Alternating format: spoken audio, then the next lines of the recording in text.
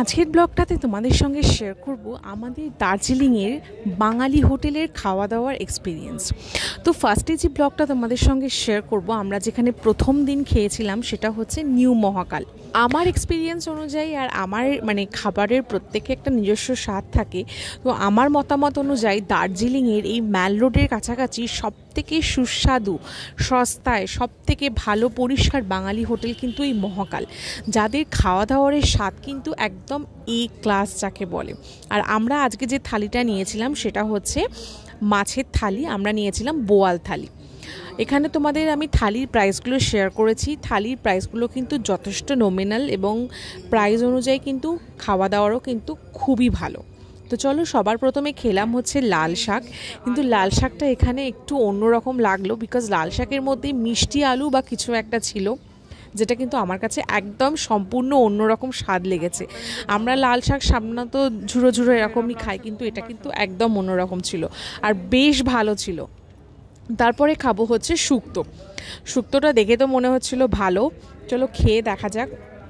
সত্যি শুক্তোর স্বাদটাও কিন্তু সেই, আমরা এর আগেও দার্জিলিংয়ে এসে এখান থেকে খাওয়া দাওয়া করেছি। সত্যি এনাদের খাওয়া দাওয়ার কোয়ালিটি কিন্তু ঠিক যেমন ছিল এখনও ঠিক তেমনটাই রয়েছে।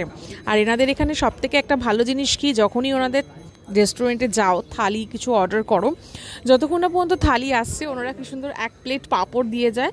ইউ এনজয় যতক্ষণ না থালি আসছে উইথ পাঁপড়, রাইট? তো ভীষণ ভালো এনাদের পরিষেবা। আর এটা ছিল হচ্ছে ডাল। দেখে তো আমার ফার্স্টে মনে হচ্ছিল মুসুরের ডাল, বাট না, এটা ছোলার ডাল, যেটা খুব সুন্দর সুস্বাদু ছিল। আর আলু ভর্তা দিয়ে ডাল তো অবভিয়াসলি ভীষণ ভালো লাগে, তো ভীষণ ভালো ছিল। আর আমরা নিয়ে নিয়েছিলাম এক্সট্রা রাইস। এক্সট্রা রাইস কিন্তু এরকম পার চামচ হচ্ছে 5 টাকা, যেটা আমার কাছে একটু মনে হচ্ছে যে এটা হয়তো এরকম 5 টাকা অনেকটা বেশি হয়ে যাচ্ছে, আর কোয়ান্টিটিটা অনেকটা কম ছিল। যাই হোক, সব জায়গায় সব কিছু সব রকম ভালো হয় না।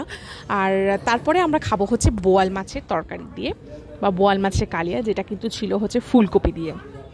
মাছটা টাটকা, বিকজ যখনই কোনো মাছ টাটকা হয় ভেতরটা এরকম হোয়াইট থাকে টাটকা, তখনই তোমরা বুঝতে পারবে দেখলে। আর মাছটার স্বাদটাও কিন্তু দুর্দান্ত হয়েছিল। বিশ্বাস করো, মাছের ঝোলটা এত সুন্দর স্বাদ হয়েছিল যেন মনে হচ্ছিল মায়ের হাতে বানানো বাড়িতে কোনো মাছের তরকারি। এনাদের এখানে প্রত্যেকটা খাবার দাবার খুবই কম রিচ, কম তেল মশলা দিয়ে পুরো ঘরোয়া স্বাদ, কিন্তু ফাটাফাটি খেতে। আমার তো ভীষণই ভালো লেগেছে। যারা যারা দার্জিলিংয়ে এসে এই মহাকাল থেকে খেয়েছো, প্লিজ তোমাদের ওপিনিয়নটাও জানিও, তোমাদের এখানের খাবারের এক্সপিরিয়েন্স কেমন। আমার সেরা লেগেছে। আর শেষে কিন্তু ছিল এরকম হচ্ছে একটা টমেটোমের চাটনি, যেটা কিন্তু পুরো জেলির মতন ছিল। চাটনি ছিল, তার মধ্যে আমসত্ত্ব ছিল, যেটা আমার ভীষণ পছন্দের একটা জিনিস। আর চাটনিটাও কিন্তু সেরা হয়েছিল।